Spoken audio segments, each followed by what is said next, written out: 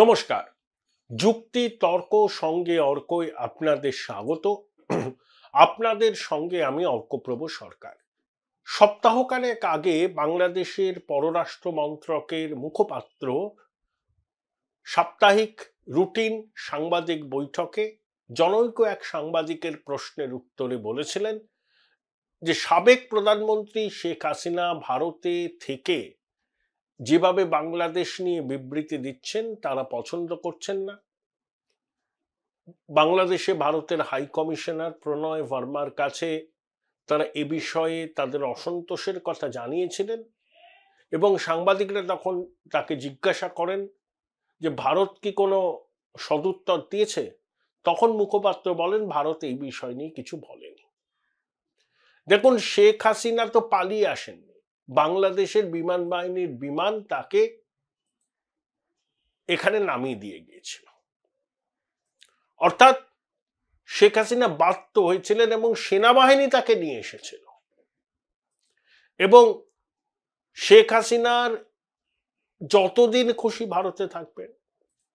দলাই লামা তো এখানে আশ্রয় নিয়েছিলেন, টিবেটান গভর্নমেন্ট ইন এক্সাইল হয়েছে।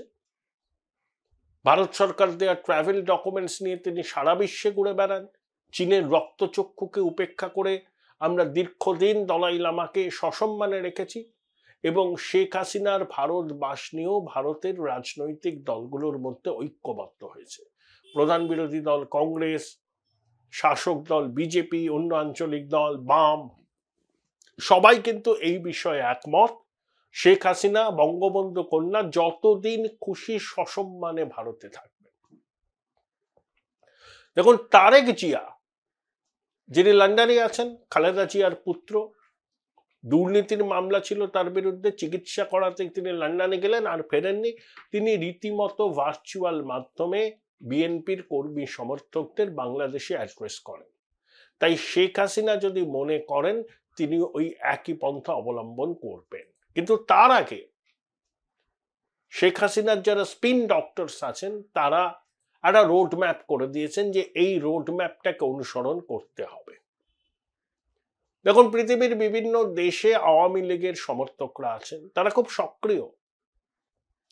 5ই অগস্টের পর থেকে এখন পর্যন্ত বাংলাদেশে কি হয়েছে, কতজন মারা গেছে, কিভাবে উন্মুক্ত জনতা খুন করেছে তাদের, কত সরকারি সম্পত্তি ভাঙচুর হয়েছে, ধর্মীয় সংখ্যালঘুদের উপর কিভাবে নির্যাতন করা হচ্ছে, কিভাবে তোলাবাজি রুটিনে পরিণত হয়েছে, কিভাবে মিথ্যা মামলায় ফাঁসানো হচ্ছে, আবার মামলা প্রত্যাহার করার নামে চাপ দিয়ে টাকা আদায় করা হচ্ছে, পুলিশ সেনাবাহিনী নীরব দর্শক, এই নিয়ে কার্যত বলতে পারেন পাওয়ার পয়েন্ট প্রেজেন্টেশন করা হচ্ছে।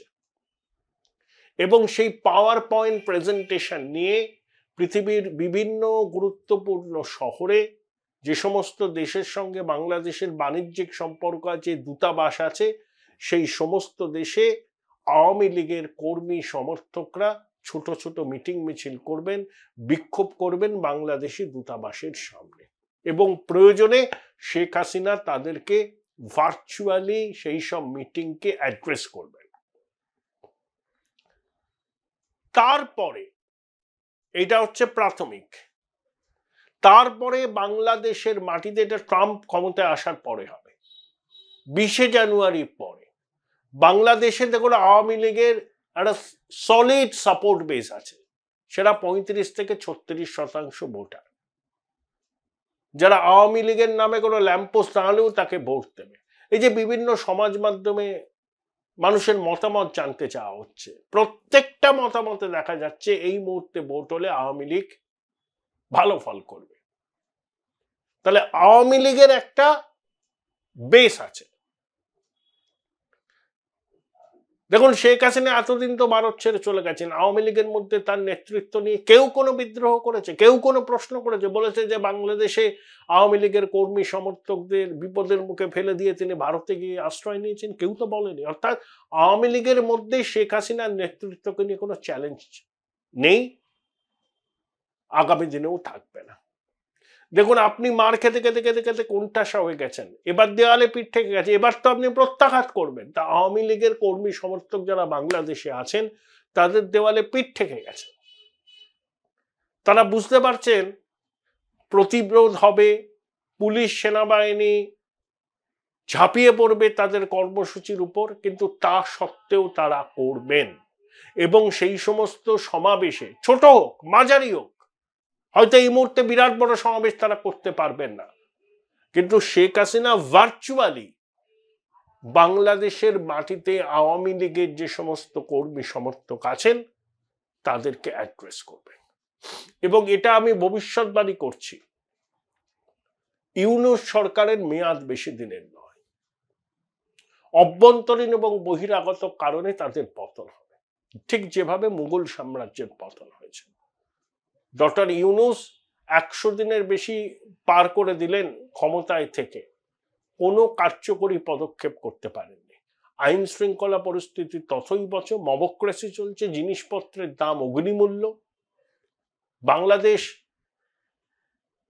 যে টেক্সটাইল এক্সপোর্ট করে, সেই বস্ত্র কারখানাগুলো ঢুকছে, বেতন না পেয়ে কর্মীরা রাস্তায় নেমে অবরোধ করছেন, সেনা পুলিশের গাড়ি ভাঙচুর হচ্ছে, ধর্মীয় সংখ্যালঘুরা নিজেদের অস্তিত্ব টিকিয়ে রাখতে পথে নেমেছেন, সংবাদ মাধ্যমের উপর আক্রমণ হচ্ছে, গরু জবাই করে প্রথম আলো এবং ডেইলি স্টারের অফিসের সামনে মৌলবাদীরা বিক্ষোভ দেখাচ্ছেন। তারা ঢাকার রাজপথে মিছিল করে বলছেন যে গণতন্ত্র নিপাত যাক, শরিয়া প্রবর্তন করতে হবে। ধর্মীয় সংখ্যালঘু নয়, বাংলাদেশে অসাম্প্রদায়িক মুক্তমনা মানুষরাও আজ নির্যাতনের শিকার, অনেকে সুযোগ খুঁজছেন দেশ ছেড়ে চলে যাওয়ার জন্য। যেমন আজমেরি হক বাঁধান, শক্তিশালী অভিনেত্রী, 2 বাংলাতেই মোটামুটি জনপ্রিয়, ওই বাংলায় বেশি, এখানেও তার জনপ্রিয়তা আছে। তিনি তো এই ছাত্রদের আন্দোলনের সামনে ছিলেন। Join Indian Institute of Hotel Management now. Right choice, right decision. পরবর্তীকালে তিনি তার ভুল বুঝতে পেরেছেন, এখন তিনি কানাডায় চলে যেতেন। সঞ্জিদা খাতুনের ছায়ানট ধ্বংস করে দেওয়া হয়েছে। বাংলাদেশের যারা রবীন্দ্রনাথের গান চর্চা করতেন, যাদের সঙ্গে শান্তিনিকেতনের খুব গভীর সম্পর্ক আছে, তাদের কথা শুনতে পাচ্ছে? কেউ রবীন্দ্রসঙ্গীতের চর্চা করছে না।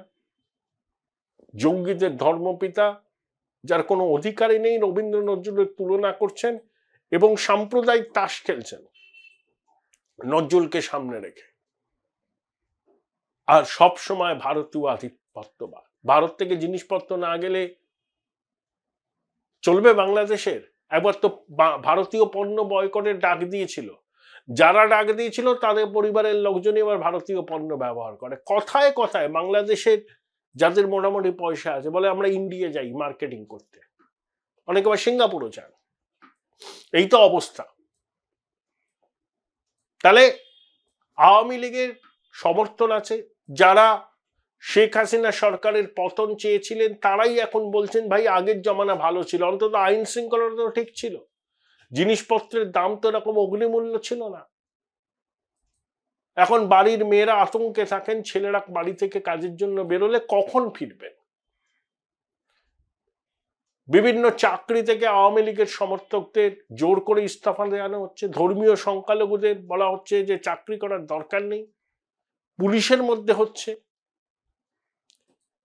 তাই শেখ হাসিনা স্পিন ডক্টরসরা মনে করছেন এবার তাদের আপাকে সক্রিয় হতে হবে। প্রথমে তিনি বিশ্বের বিভিন্ন দেশে জনমত সংগ্রহ করবেন, তথ্য প্রমাণ স্ট্যাটিস্টিক্স দিয়ে, যে 5ই অগস্টের পর অ্যাজ অফ নাও বাংলাদেশের প্রকৃত ছবিটা কি, পাওয়ার পয়েন্ট প্রেজেন্টেশন।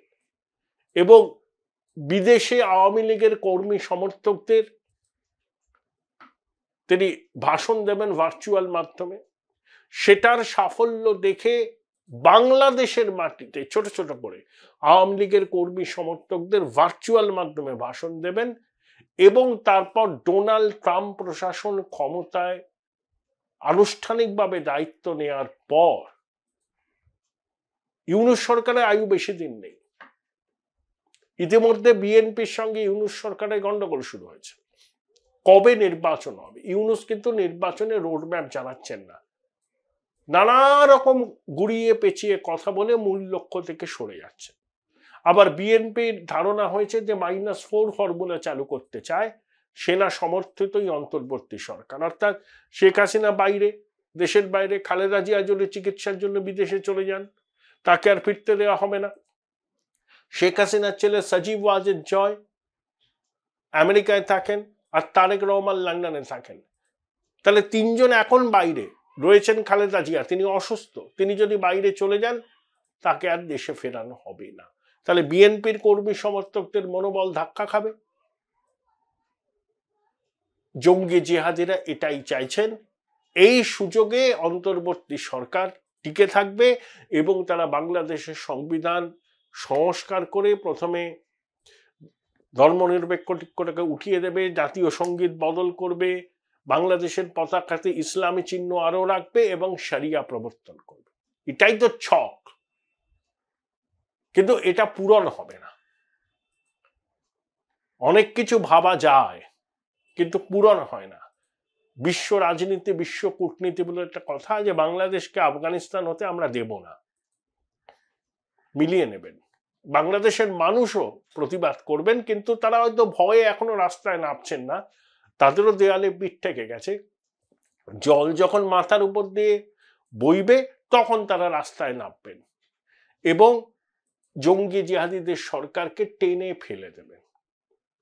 এবং সেই সময় হয়তো শেখ হাসিনা বাংলাদেশে প্রত্যাবর্তন করবেন। প্রথম কথা, তার নিরাপত্তা সুনিশ্চিত করতে হবে, পরিবেশকে অনুকূল রাখতে হবে